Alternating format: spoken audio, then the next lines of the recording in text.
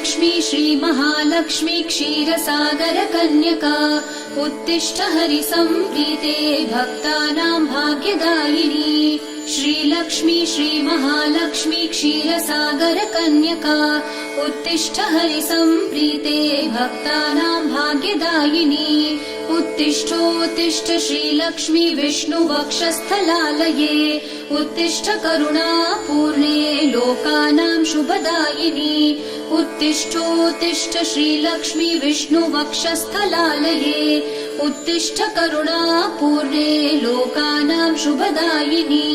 श्रीपद्ममध्यवसिते वरपद्मनेत्रे श्रीपद्महस्तचिरपूजित पद्मपादे श्रीपद्मजातजननी शुभपद्मवक्त्रे श्रीलक्ष्मी भक्तवरदे तव सुप्रभातम्।